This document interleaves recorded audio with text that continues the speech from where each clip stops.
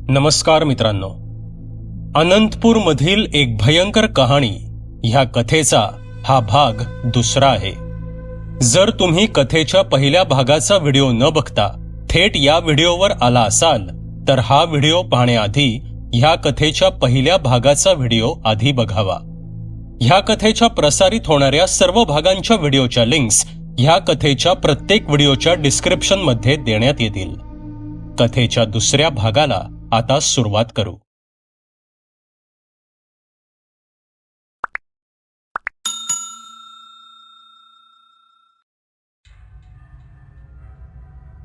आईच्या आवाजाने नलूला जाग आली। कधीही न रडता उठणारी नलू आज मात्र मोठा भोंगा पसरत उठली। आई, आई मला कसं तरी होतंय। आई, आई, नलू म्हणाली। काय होतंय बाळा? सविताने काळजीने विचारलं आणि घाईतच ती तिच्या जवळ गेली। तिच्या जवळ जाताच सविताला एक किळसवाणा दर्प नलूच्या तोंडातून आला। आई, आई, नलू म्हणत होती, पण पुढे ती काहीच बोलत नव्हती। ती फक्त रडत होती की तोच तिला उलटीसारखं व्हायला लागलं। सविताने पटकन तिला उचललं आणि बाथरूम मध्ये नेलं। तिथे नलूला उलटी झालीच। कसबस सविताने तिला चूळ भरून ब्रश करायला दिला। 2-3 वेळा तिला ब्रश केला तरी तिच्या तोंडाला येणारा तो घाण वास काही केल्या कमी होत नव्हता। त्या वासामुळे तिला पुन्हा पुन्हा मळमळत होतं। तसं सविताने स्वतः पुन्हा 2दा तिचं तोंड धुतलं, तेव्हा कुठे नलूला जरा बरं वाटलं। पण आता मात्र नलू तापाने फणफणली होती। सविताला काहीच सुचत नव्हतं। तिला आता शंका यायला लागली होती। पुन्हा तोच भूतकाळ नवीन भयानक रूप घेऊन तिच्या समोर येतो की काय याची तिला आता भीती वाटायला लागली होती। सविताने कसबस स्वतःला सांभाळलं।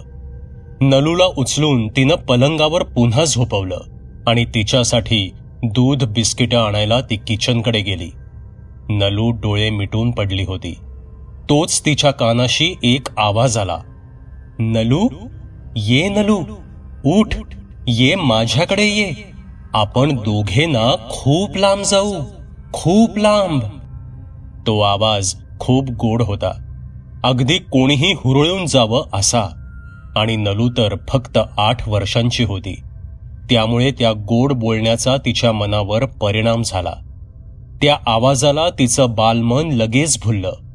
नलूने पुन्हा खाडकन डोळे उघडले। आता तिचे डोळे पुन्हा पूर्ण घारे झाले होते। सविता अजून देखील किचनमध्येच होती। आता एखाद्या यंत्राप्रमाणे नलू पुन्हा चालू लागली। किचन जवळून जाताना ती झरकन गेली। सविताला सुद्धा जाणवलं की कोणीतरी पटकन तिच्या मागून गेलंय। तिनं लगेच मागे वळून पाहिलं सुद्धा, पण मागे कोणीच नव्हतं। नलू चालत चालत बाल्कनीजवळ आली होती। शेजारचा गदारोळ आता बऱ्यापैकी शांत झाला होता। जोशी काकू अजूनही माझी मनी करत रडत होत्या आणि बाल्कनीच्या दाराशी उभे राहून नलूच्या आतली ती विक्षिप्तपणे हसत होती। ती बाहेर जाऊ शकत नव्हती, कारण बाहेर सूर्यनारायणाने अंधाराला सारून आपलं साम्राज्य प्रस्थापित केलं होतं। सविताने गरम दूध डिशमध्ये ठेवलं, त्यासोबत काही बिस्किटं देखील घेतली आणि ती बेडरूमकडे वळाली। बेडरूममध्ये आल्यावर तिनं पाहिलं तर नलू तिच्या जागेवर नव्हती। तिने नलूला आवाज दिला, पण तिला कुठलाच प्रतिसाद मिळाला नाही। तिने बाथरूममध्ये सुद्धा तपासलं, पण तिथे सुद्धा ती नव्हती। सविताला आता काळजी वाटू लागली। ती धावत बाहेर हॉलमध्ये आली, तिथे सुद्धा ती नव्हती। मुख्य दरवाजा तर बंदच होता। तोच तिला बाथरूमच्या नळाचा आवाज आला। ती पुन्हा तिकडे गेली तर तिथे नलू नळाजवळ उभी होती। सविताने हलकेच तिला हाक मारली, नलू बाळ, काय करतीयस? पण नलू मात्र पुन्हा काहीच बोलली नाही। ती फक्त मागे वळाली। तिची मान खाली होती। सविता तिच्या जवळ गेली। थोडं खाली वाकून तिने नलूचा चेहरा वर केला आणि तेव्हा सविता चमकलीच। त्या क्षणी तिला नलूचे डोळे खारे दिसले, पण पुन्हा एकदा तिने नीट पाहिलं तेव्हा तिचे डोळे पहिल्यासारखेच होते। आपल्याला भास झाला असेल असा विचार करून सविताने तिला कडेवर घेतलं आणि बेडरूममध्ये नेलं. सविता तिला दूध बिस्किटं खायला घालू लागली. तिला खायला घालताना सविताने अगदी सहज विचारावं तसं विचारलं, नलू बाळ, एक विचारू? खरं खरं सांगशील? नलू देखील सहज म्हणाली, हो. बाळ, तुझ्या गळ्यातला दोरा कुठे गेला? सविताने विचारलं. अगं आई, तो दोरा ना, मी त्या दिवशी बसमधून उडी मारली ना तेव्हा तुटला बहुतेक. काय माहिती कुठे पडला. बरं झालं ना, मी त्याचीच इतकी वर्ष वाट पाहत होते. नलूच्या आतली ती देखील बडबडली. काय काय म्हणालीस? सविताने लगेच विचारलं. कुठे काय? मी म्हणाले कुठे पडला तो धागा मला नाही माहीत, असं म्हणाले मी. नलूनं खाली मान घेतली आणि जीभ चावत उत्तर दिलं. बरं, असे म्हणून सविताने राहिलेलं दूध तिला प्यायला दिलं आणि तिला जरा वेळ झोपवलं आणि ती पुढच्या कामाला लागली. सविता तिथून गेल्यावर झोपल्याचं नाटक करणारी ती मात्र डोळे गोल गोल फिरवत झोपल्या जागीच दात विचकवत हसत होती. आता आपण पुन्हा शरदच्या आयुष्याकडे येऊ. अस्थि विसर्जन करून शरद घराच्या दिशेने निघाला होता खरा, पण अनेक आठवणींनी त्याच्या मनात काहूर माजवलं होतं. आसावरीच्या विचारातच तो गाडी चालवत होता. तो वारंवार बाजूच्या सीटकडे बघत होता. आसावरी सोबत येताना झालेल्या गप्पा, तिचं हसणं, तिचं बोलणं, सारं काही त्याला आठवत होतं. एक क्षण तर त्याला असं जाणवलं की जणू आसावरी त्याच्या बाजूलाच बसली आहे आणि त्याच्याकडे बघून लाडीकपणे हसत आहे, असाच भास त्याला झाला. आणि तोच त्याला मागून एक आवाज आला. काय मिस्टर शरद, कसला एवढा विचार करताय? त्या आवाजाने क्षणभर तो दचकला, कारण तो आवाज आसावरीचाच होता. त्याने गाडी थांबवली आणि मागच्या सीटकडे वळून पाहिलं, पण तिथे कोणीच नव्हतं. त्याला पुन्हा गलबलून आलं. त्याने स्वतःवर ताबा ठेवून गाडी सुरू केली. वेळ रात्रीची होती. तो आता त्याच रस्त्यावरून जात होता. थोडं पुढं आल्यावर त्याला पुन्हा तेच वळण लागलं जिथे काल तो प्रसंग घडला होता. पुन्हा त्याला तसंच जाणवलं की कोणीतरी त्याच्यावर लक्ष ठेवून आहे. इतका वेळ आसावरीच्या विचारात असल्यानं त्याच्या हे लक्षात आलं नाही, पण ते वळण आल्यावर मात्र त्याचं लक्ष आजूबाजूला गेलं.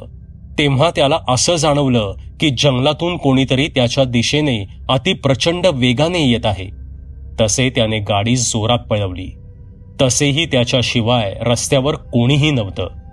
शरद आता फक्त समोर बघून गाडी चालवत होता. आजूबाजूला न पाहता तो फक्त समोर पाहत होता. अनंतपूर हद्द समाप्त असा बोर्ड शरदने पाहिला. त्याने कुठेतरी असं ऐकलं होतं की अशा शक्ती त्यांची हद्द ओलांडत नाहीत. म्हणून तो बोर्ड पूर्ण ओलांडल्यानंतर शरदने गाडी थांबवली आणि तो गाडीतून उतरला. त्याने मागे वळून पाहिलं. आता त्याला त्या जंगलाच्या हद्दीवर असंख्य पिवळे चमकणारे डोळे त्याच्यावर खेळल्यासारखे दिसले. काळ्या सावल्या वखवखलेल्या नजरेने त्याच्याच दिशेने पाहत होत्या. अशा सावल्या ज्यांना ना आकार होता ना उकार. हवेत तरंगत त्या सावल्यांमधून चित्कारण्याचे भेसूर आवाज येत होते. जणू सावज सुटल्याचा राग त्यांना आला होता. ते दृश्य पाहून तो क्षणभर हादरला.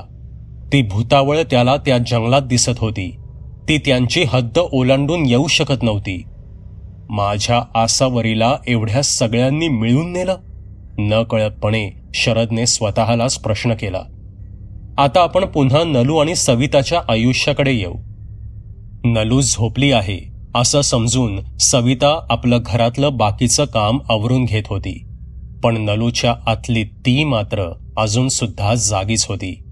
तिचे माकड चाळे चालूच होते.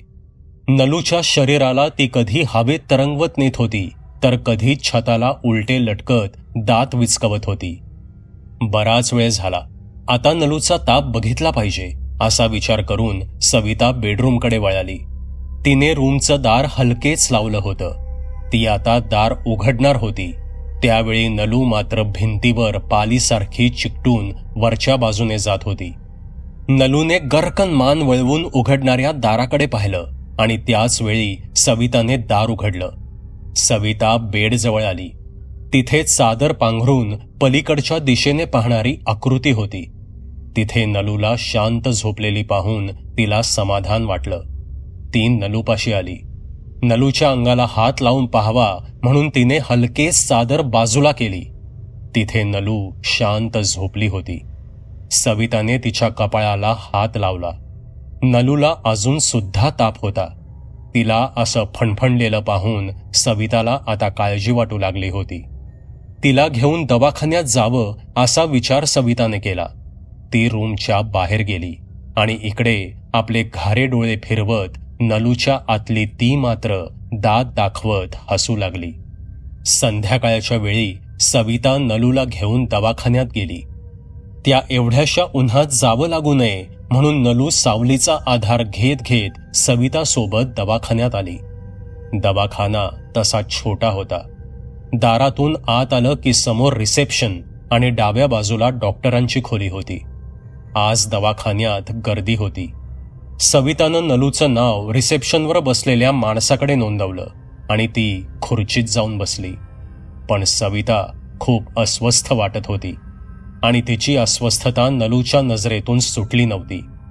बायकांना ही दैवी देणगी असते बहुतेक की कोणी त्यांच्याकडे वाकड्या नजरेने पाहत असेल तर ते त्यांना लगेच जाणवतं. तसंच काहीसं सविताच्या बाबतीत झालं होतं. रिसेप्शनवर असलेला तो माणूस एकटक सविताकडे पाहत होता. पण नलू सोबत होती त्यामुळे सविता शांत बसून होती. जेव्हा त्यांचा नंबर आला तेव्हा दार उघडायच्या निमित्ताने सविताला स्पर्श करता यावा म्हणून तो माणूस देखील तिथे आला. पण सविताने त्याला चुकवून खोलीत प्रवेश केला. नमस्कार ताई, या या, काय म्हणताय? आज काय झालं आमच्या परीला? डॉक्टरांनी विचारलं. डॉक्टर जुने आणि ओळखीचे होते त्यामुळे त्यांनी आल्या आल्या सविताचं मनापासून स्वागत केलं. काय माहिती पण सकाळपासून ती तापलीये, सविता नलूकडे पाहत म्हणाली. हो का, बघू, असं म्हणत डॉक्टर तिला चेक करू लागले. नलूचं मात्र या सगळ्याकडे लक्ष नव्हतं. तिचं सर्व लक्ष दाराच्या पलीकडे रिसेप्शनवर बसलेल्या त्या माणसाकडे होतं जो आता हातात पेन घेऊन काहीतरी लिहित होता. नलूचे डोळे पुन्हा घारे झाले. आता ती एकटक दाराकडे पाहत होती. त्या माणसाने ज्या उजव्या हातात पेन पकडलं होतं तो त्याचा हात आपोआप दुसऱ्या हाताकडे म्हणजेच डाव्या हाताकडे वळू लागला होता. जणू कोणीतरी त्याचा उजवा हात डाव्या हाताकडे जबरदस्तीने घेऊन जात होतं. तो माणूस स्वतःचा हात थांबवण्याचा प्रयत्न करत होता पण त्याचे दोन्ही हात त्याच्या मनाप्रमाणे हलत नव्हते. कोणीतरी दुसऱ्याने जणू त्याच्या हातावर ताबा मिळवला होता. मी ही औषधं लिहून दिली आहेत आणि आत्ता हे इंजेक्शन सुद्धा दिलंय. काळजी करू नका, ठीक होईल सगळं. आणि अजून एक. डॉक्टर पुढे काही बोलणार तोच त्या माणसाच्या ओरडण्याचा आवाज आला. तो एवढ्या जोरात ओरडला की एक क्षण डॉक्टर आणि सविता दोघे सुद्धा दचकले. ते दोघे धावतच बाहेर आले. समोरचं दृश्य पाहून सविताला दरदरून घामच फुटला. अरे, हे काय केलंस? डॉक्टर त्या माणसावर जवळजवळ ओरडलेच. त्याच्या डाव्या हातातून रक्ताची धार लागली होती कारण उजव्या हातातील ते पेन त्याच्या डाव्या हाताच्या आर पार गेलं होतं. एवढंच नाही तर त्याचा हात टेबलावर जिथे ठेवला होता तिथेच ते पेन हाताच्या आर पार जाऊन त्या टेबलात रुतून बसलं होतं. ते पेन काही केल्या निघत नव्हतं. बाहेर हा गोंधळ चालू असताना नलू आतमधून शांतपणे बाहेर आली. त्या गर्दीतून वाट काढत ती पुढे आली आणि त्या माणसाची दशा बघून तिच्या चेहऱ्यावर एक स्मित उमटलं. तिच्या चेहऱ्यावरचा तो आसुरी आनंद सविताच्या नजरेतून सुटला नाही. सविताने डॉक्टरांचा निरोप घेतला आणि ती नलूला घेऊन घराकडे निघाली. जाताना जेव्हा नलूने त्या माणसाकडे पाहिलं तेव्हा तिची आणि त्या माणसाची नजरानजर झाली आणि तो माणूस घाबरला कारण जेव्हा त्या माणसाने तिच्या डोळ्यात पाहिलं तेव्हा त्याला दिसलं की नलूच्या डोळ्यांचा रंग कधी निळसर तर कधी घारा होत होता. मंद स्मित करत नलू दवाखान्याच्या बाहेर गेली. तो माणूस मात्र ते दृश्य पाहून स्वतःची शुद्धच हरपून बसला. सविता घरी आली तेव्हा रात्र झाली होती. रात्रीचे साधारण 9 वाजले होते. सविताने नलूला जेवायला दिलं आणि औषध देऊन तिने नलूला झोपवलं. कालच्या जागरणामुळे तिला सुद्धा आता झोप येत होती. आता जवळजवळ रात्रीचे 11 वाजत आले होते. सततच्या विचारांनी आणि काळजीने दमून गेलेली सविता आज गाढ झोपली होती. पण नलूमधली ती मात्र जागी झाली होती आणि मोकळी सुद्धा झाली होती. त्यामुळे नलूच्या शरीराची हवी तेवढी विटंबना ती करत होती. सध्या तिला अडवणारं तसं कुणीच नव्हतं. सविताला जरी संशय आला असला तरी खात्री झाली नव्हती. त्यामुळे ती त्या दृष्टिकोनातून विचार करत नव्हती. आणि जरी केला असता तरी त्यावरचा उपाय करणं तसं तिला एकटीला अशक्यच होतं. नलूच्या शरीरातील ती इतकी वर्ष निद्रिस्त होती. पण नलूच्या गळ्यातील तावीज जसा तिच्या गळ्यातून पडून गेला तसं तिला मोकळं रान मिळालं होतं. आत्ता सुद्धा ती नलूच्या शरीरात दडून होती. रात्र होताच तिची शक्ती दिवसाच्या मानाने जास्त सक्रिय व्हायची. काल सारखीच ती उठली. तिचे डोळे पूर्ण घारे झाले होते आणि अंधारात ज्याप्रमाणे प्राण्यांचे डोळे चमकतात तसे तिचे सुद्धा चमकत होते. ती आज छताला उलटे लटकून पालीसारखी सरपटत चालली होती. हॉलमधून ती बाल्कनीत गेली. आज ती पुन्हा काहीतरी खायला शोधत होती. तोच तिची नजर बागेतल्या तिच्या दिशेने पाहून भेसूर आवाजात ओरडणाऱ्या कुत्र्यांवर गेली आणि अलगद तिचे काळे पडलेले ओठ जीभ बाहेर काढण्यासाठी एकाच बाजूने विलग झाले आणि ती गुरगुर करत आवाज काढू लागली. तिचं पूर्ण लक्ष आता त्या भुंकणाऱ्या कुत्र्यावर होतं. जिभल्या चाटत ती तशीच भिंतीवर चढली आणि सरपटत खाली येऊ लागली. इकडे शरद तिकडून घरी यायला निघाला होता. पण थेट घरी न येता तो जड आणि दुःखी मनाने आसावरीच्या आईबाबांना भेटायला गेला. त्याने त्यांच्या घराची बेल वाजवली तसे आसावरीच्या आईने दार उघडलं.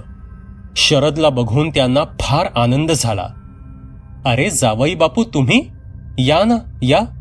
आसावरीच्या आईने शरदला आत घेतलं आणि त्या पुढे बोलू लागल्या. एवढ्या लवकर आलात फिरून?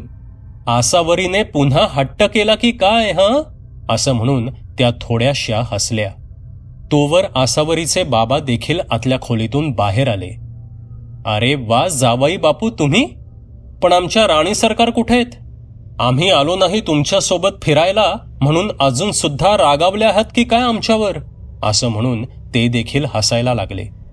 तसे इतका वेळ शांत असलेल्या शरदला मात्र त्याचे अश्रू थांबवता आले नाहीत.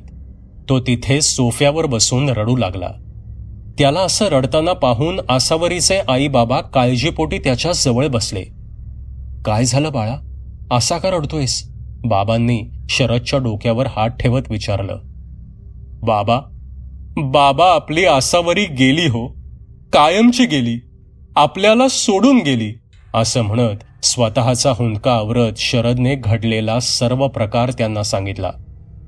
आई, तुम्हाला आणि बाबांना बोलवण्या इतपत देखील वेळ नाही मिळाला, नाहीतर अजून भलतंच काहीतरी घडलं असतं. असं बोलून शरद धाय मोकलून रडू लागला. घडलेला प्रकार ऐकून तिच्या आईबाबांच्या तर पायाखालची जमीनच सरकली. आपल्या मुलीचा मृत्यू व्हावा आणि तो सुद्धा असा विचित्र, ह्याच विचाराने ते दोघे सुद्धा हादरले होते. कसं बसं त्यांनी एकमेकांना सावरलं. शरदने सुद्धा त्यांचं सांत्वन केलं आणि शरद घरी यायला निघाला. येताना तो आसावरीच्या घरी गेला असल्यानं त्याला स्वतःच्या घरी पोचायला उशीर झाला होता. जे काही त्यांच्या मुलीच्या बाबतीत घडलं होतं ते ऐकून त्यांची अवस्था तर खूपच बिकट झाली होती. आसावरीची ती अवस्था आणि तिच्या आईबाबांची झालेली दशा शरदच्या डोक्यात आणि मनावर पूर्णपणे गोंदवली गेली होती. आत्ता सुद्धा तो त्याच गोष्टीचा विचार करत होता. काहीच वेळात गाडीच्या हेडलाईटच्या प्रकाशात त्याला एका सोसायटीचं नाव दिसलं आणि तो विचारांच्या गर्तेतून बाहेर आला. ते नाव दिसताच शरदने गाडीचा ब्रेक मारला. स्नेहसदन सोसायटी हे नाव वाचल्यावर ज्याला नेहमी आनंद व्हायचा, आज त्यालाच तेच नाव बघून अश्रू अनावर झाले होते. शरद सुद्धा दुसऱ्या इमारतीमध्येच राहत होता. पण तो दुसऱ्या मजल्यावर राहत होता.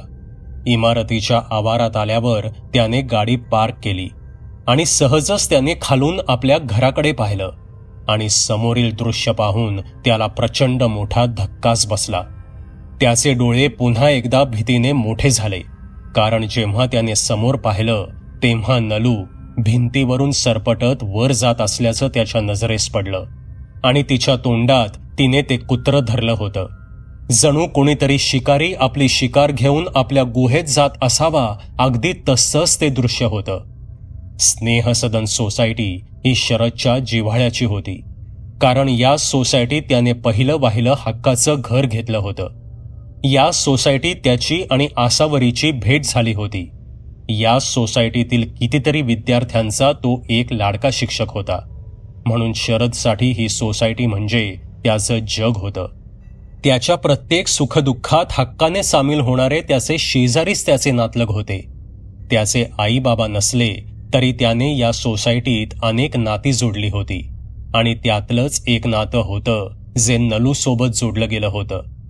नलू जरी फार बोलणारी किंवा सहज मिसळणारी मुलगी नसली तरी आसावरीचं आणि तिचं फार छान जमायचं. सविताला कधी कामावरून यायला उशीर होणार असेल तर ती आसावरीकडे नलूला सोपवून देत असे. मग आसावरी सुद्धा तिचं सगळं अगदी मनापासून करत असे. तिला शाळेच्या बसमधून उतरवल्यापासून ते सविता घरी येईपर्यंत सर्व काही आसावरी करत असे.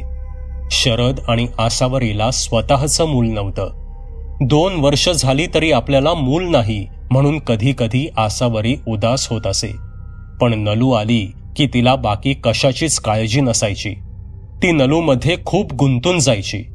नलूने खास आपण शिवलेला फ्रॉक घालावा या एका इच्छेसाठी आसावरीनं शिवणकाम शिकून घेतलं होतं.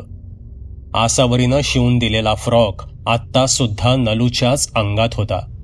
नलू पाठमोरी असली तरी त्या फ्रॉकवरूनच शरदने ही नलूच आहे हे ओळखलं होतं.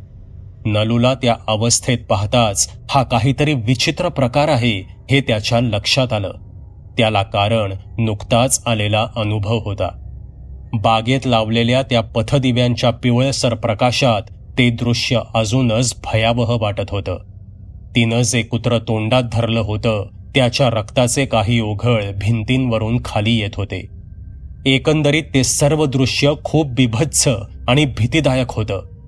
शरद भिंतीवरून सरपटत जाणाऱ्या नलूकडे भयभीत नजरेने एकटक पाहत होता.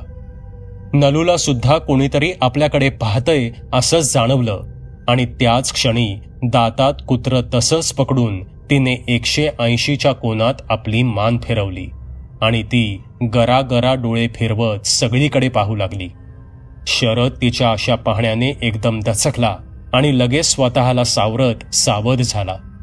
जणू आपलं तिच्याकडे लक्षच नाही अशा प्रकारे भासवत तो घाईघाईत बिल्डिंगच्या आत शिरला. पण त्याच्या डोक्यात मात्र नलूचाच विचार थैमान घालत होता. काय झालं असेल? अशी का वागत असेल नलू? माझ्या आसावरीची लाडकी आहे ती.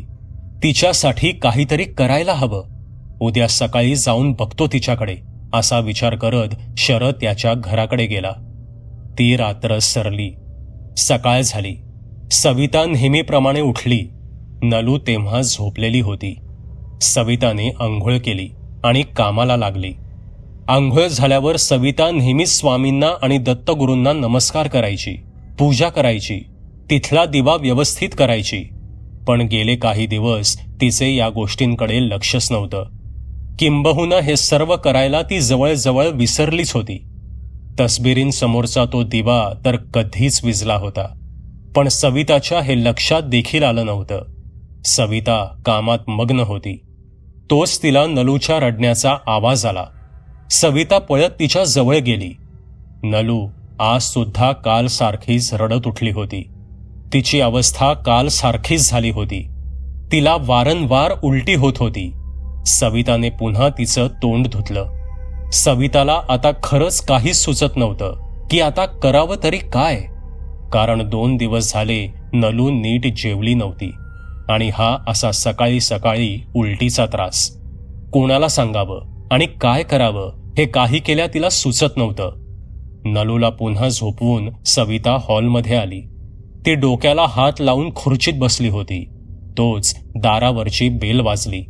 सवितानं दार उघडलं आणि समोरच्या व्यक्तीला पाहून तिला का कुणास ठाऊक पण आनंद तर झालाच, त्याचबरोबर कोणीतरी आपल्याला मदत करू शकेल असं वाटू लागलं. तो 6 फूट उंच होता. साधारण शरीरयष्टी, थोडेसे कुरळे तपकिरी रंगाचे केस, अंगात टी शर्ट आणि खाली ट्रॅक पॅन्ट घातली होती. समोर शरद उभा होता. काल रात्रीच्या प्रकाराबद्दल जाणून घेण्यासाठी तो आला होता. सविताला त्याला सांगायचं होतं की काल रात्री त्याने काय पाहिलं. नलूमध्ये हा बदल नेमका का झाला आहे आणि कसा हे त्याला जाणून घ्यायचं होतं. अरे सर, तुम्ही या ना आत या.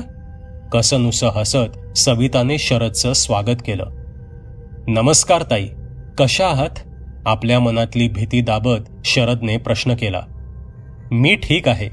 आसावरी कशी आहे आणि तुमचा प्रवास कसा झाला? सविताने विचारलं.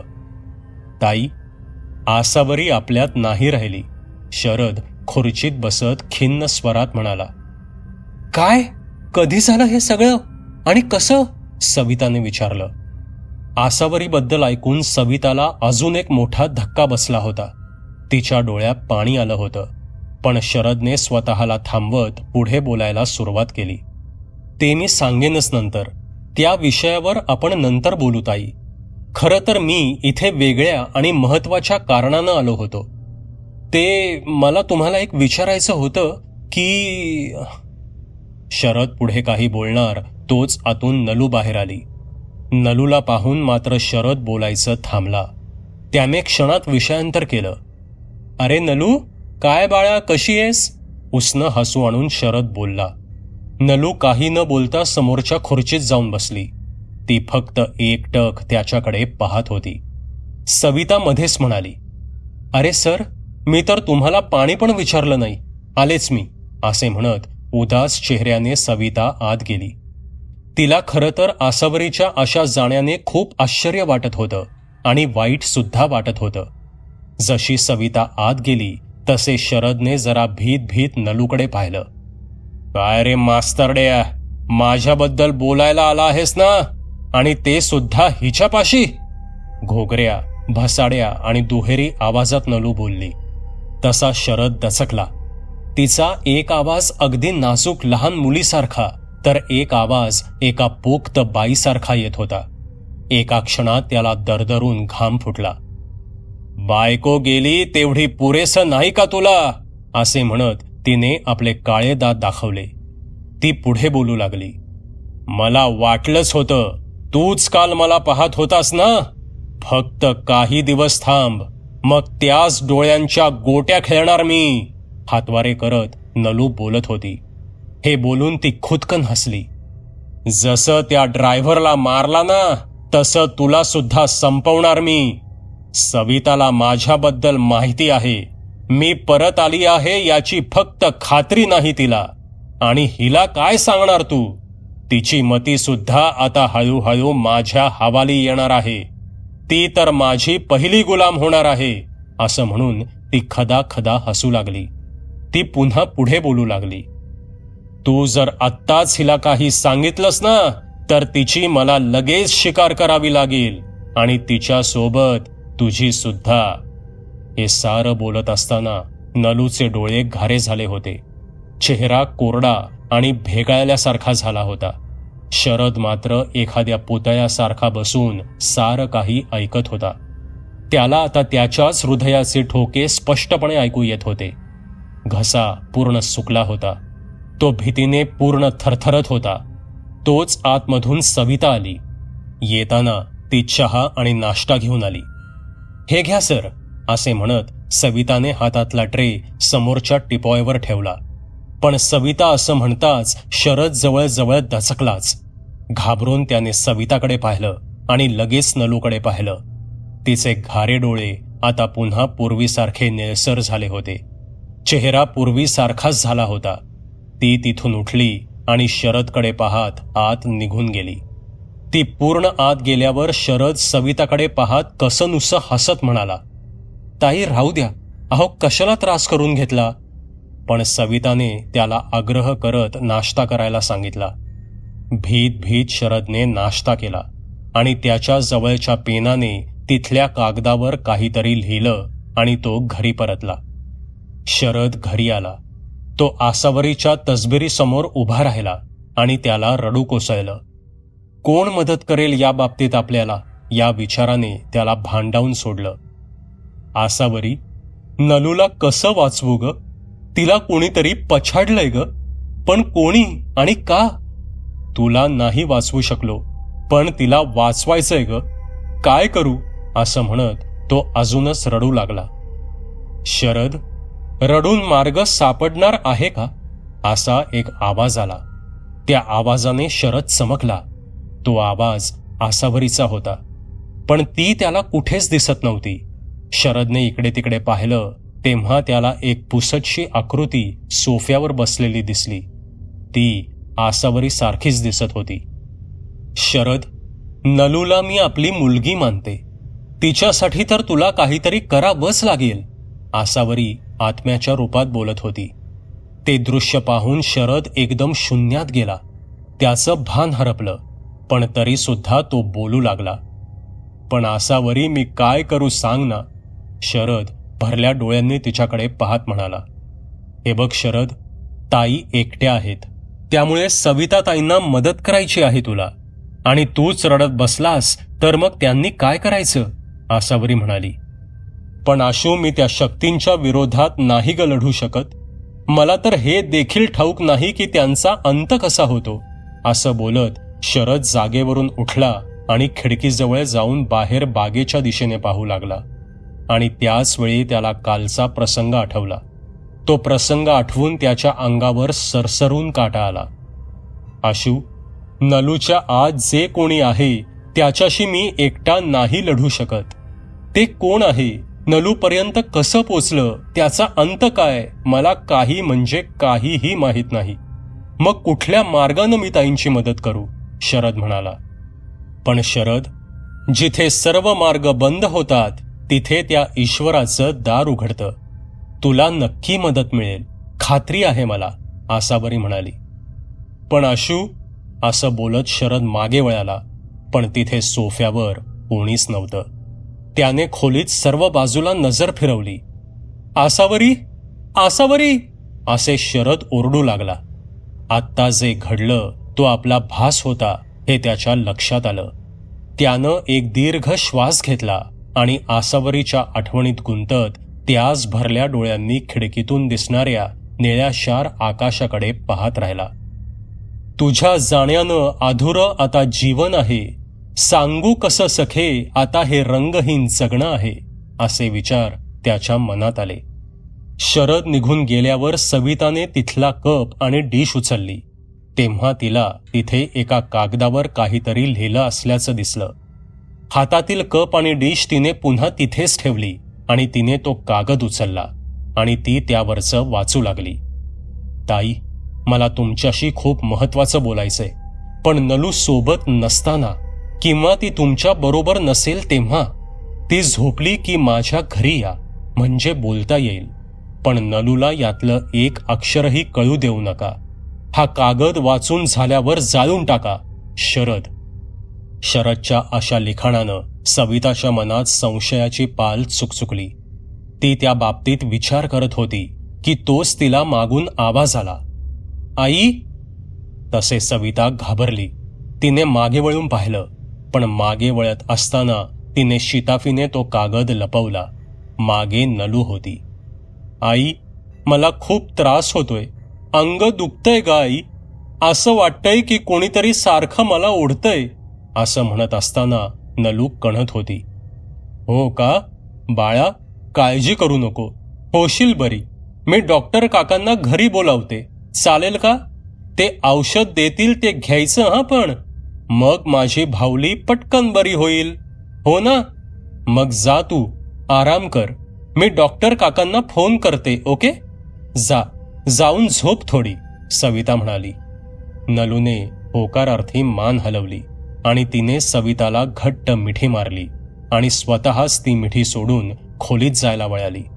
पण जाता जाता ती सविताला म्हणाली, आई, मला कुणी घेऊन तर जाणार नाही ना तुझ्यापासून लांब? मला नाही जायचं, असं म्हणून ती खोलीत निघून गेली. सविताचे डोळे भरून आले. नाही बाळ, मी तुला कुठेच जाऊ देणार नाही, कोणाबरोबर पण नाही, आणि कोणी आलंच तर त्याला आधी मला सामोरी जावं लागेल. सविता एकटीच नलूच्या रूमकडे पाहत बोलली. तुझ्या आधी झेलेल मी प्रत्येकाचा तो वार. दूर नेण्यास आलं जरी कुणी, करेल त्याचा संहार. येऊ दे यमराज अथवा राक्षस, असो कुठलाही, त्याच्याशीही लढेल बाळा तुझी ही आई.